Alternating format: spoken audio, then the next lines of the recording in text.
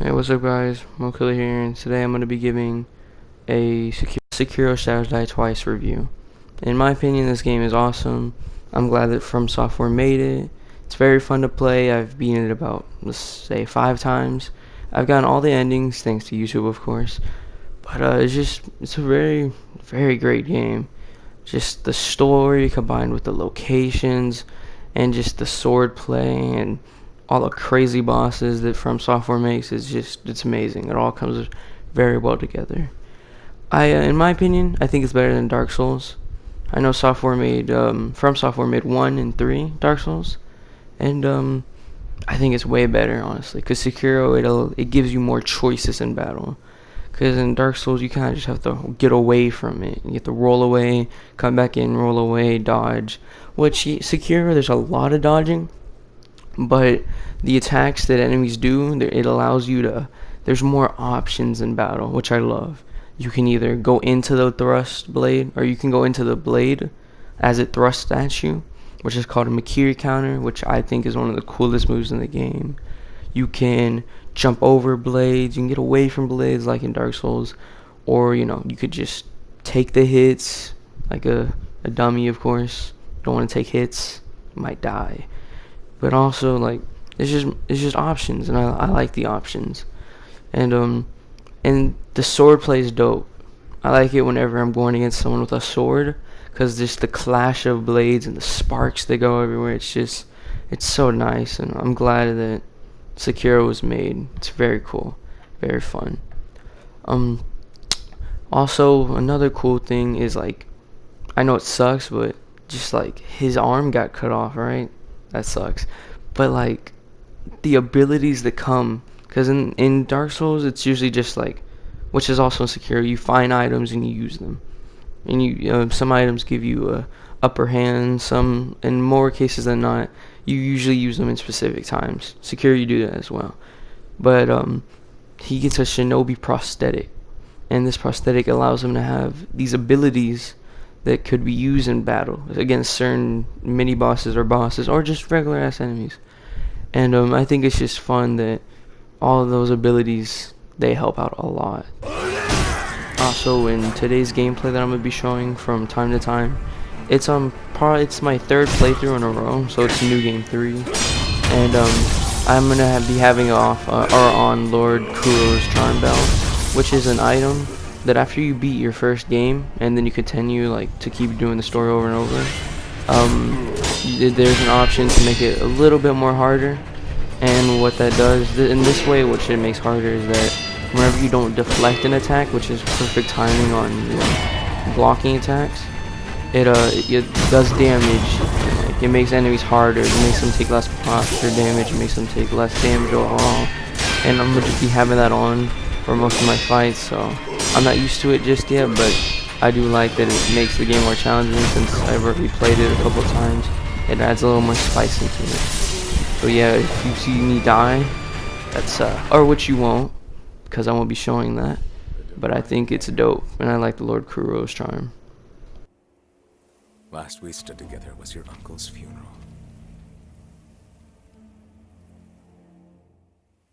Lord Genichiro.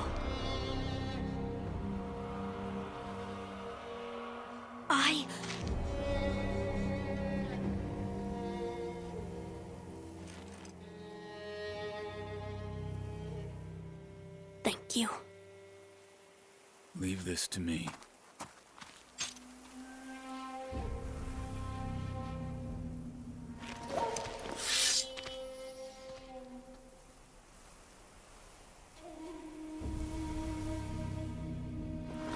So the noble shinobi stands in our way.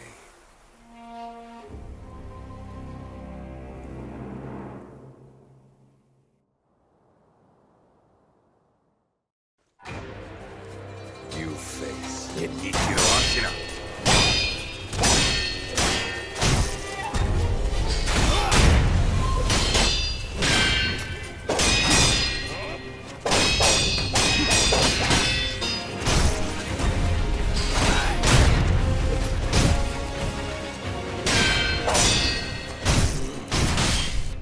Kind of sucks that Genichiro is the one that cut off your arm, which allows you to become more powerful, even though it, it's cutting off your arm. But I think this is probably a very cool intro into the game, a very fun battle, and it just shows that what's next to come whenever you fight them again and more enemies. I kind of wish and cut off my arm, but the prosthetic is probably a way better choice, since it allows you to have like firecrackers, shurikens, axe, spear, a big hat that defends, of course, but who wouldn't want a hat, A hat is so stylish. Think about it, a fashion show in this time, about walking a runway with a big hat, bro. You are not losing that contest, no matter what. But I like the look of the shinobi prosthetic, It looks like bones, but even though it's not bones, it's just wood carvings, thanks to the creepy sculptor, which is he's a nice fellow. He was once a shinobi too, so he knows our ways and all that, but he's old, and like us, he doesn't have an arm. They call him the one-armed orangutan, and we're the one-armed wolf, I think it's cool that someone from that has dealt with your hardships can kind of help you. He can kind of guide you, which he does. His ending though kind of sucks. He gets consumed by Shura, which is a pretty much a demon.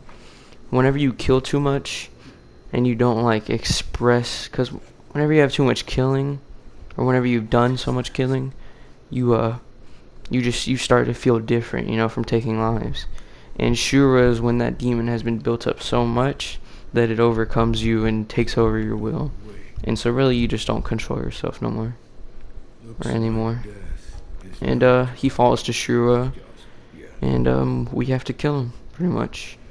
Of course he wants it because he doesn't want to be in Shura. I'm sure Shura sucks, but it still sucks that he went out like that. He was very cool.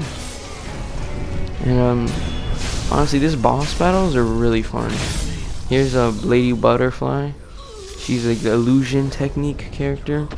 She's pretty annoying at the beginning, but once you get the hang of her, she's pretty cool. Because she throws kunais and she does some pretty cool kicks, and it's all cool.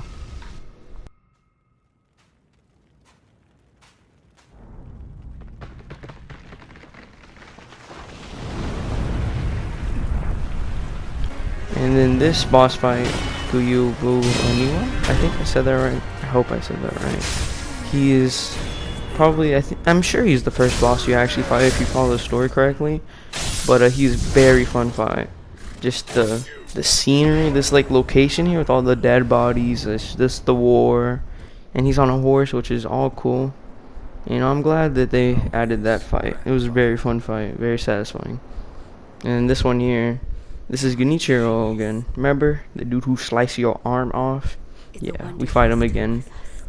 And it's a pretty cool fight. I like this one, especially this third. It's not a secret, but you don't know about it until it happens, so it kind of catches you off guard. But his third phase, very, very fun. I loved the lightning. Very cool. Accept me to your immortal oath.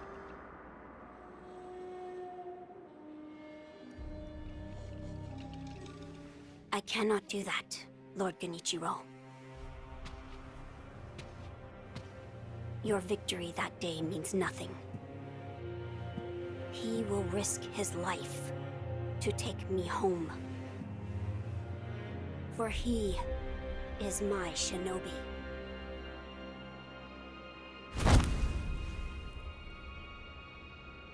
My lord, I have come for you.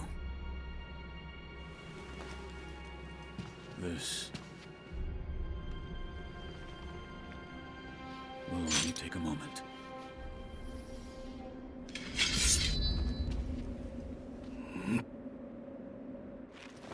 Let's see.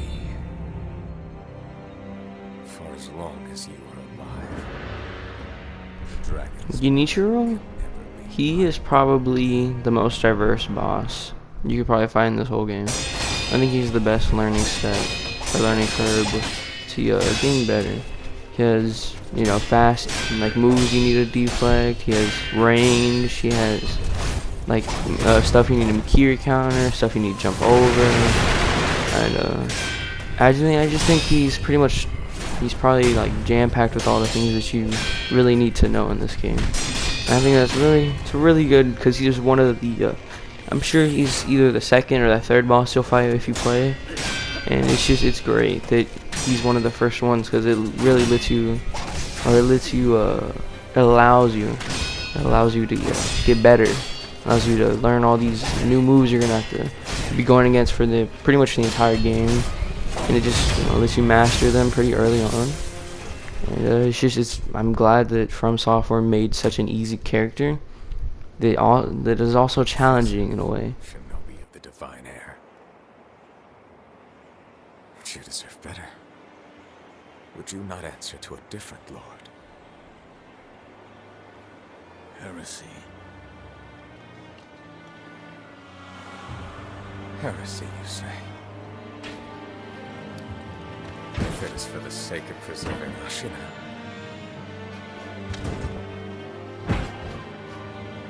I will seize any manner of heretical strength. I will do any burden. Behold the lightning of Tomoe.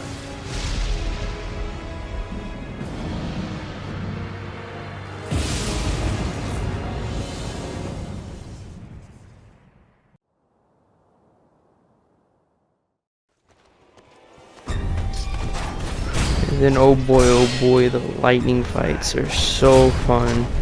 Just getting hit with lightning, being able to just send it right back. I think that's probably one of the coolest mechanics in this game. You don't get too many bosses with lightning. I think the most you'll find is either 4 or 3, which kind of sucks. But it's whenever you do fight them, it's very fun. And there's also some enemies that deal lightning and stuff that you'll be able to send back. So there's not too little lightning stuff. Because there is one location you fight a lot of lightning-based characters. And I think it's just the lightning, bro. I just can't get over how you can just throw it back. And just the effects. And it looks all beautiful as you're doing it. And I wish there was more lightning, to be honest. Because this is only pretty much in one location and then a couple fights. And I think it's really fun for like just to sling lightning back at its thrower. It's just, you know, return to sender it as.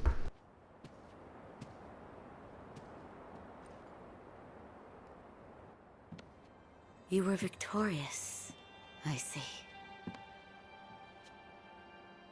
Are you? I mean you no harm. Shinobi of the divine Lord. And yeah, that's probably gonna be my review for Sekiro. I really highly suggest that you do go play this game for yourself. I've probably spent a good over 100 hours in this game, and it's single player, so that just shows you that this game can be very addicting with its fun moments and all. Even though the game is very challenging at times, it gets easier, I swear. And so it's just fun, because especially just fighting enemies over and over, it's still somehow it has that spice. And this is a great game. 10 out of 10. I love it. And I hope that you go get this game. From Software is a great company. They deserve all the love. And thank you guys for watching. I hope you tune in next time. Alright, now, y'all. Goodbye, and take it easy.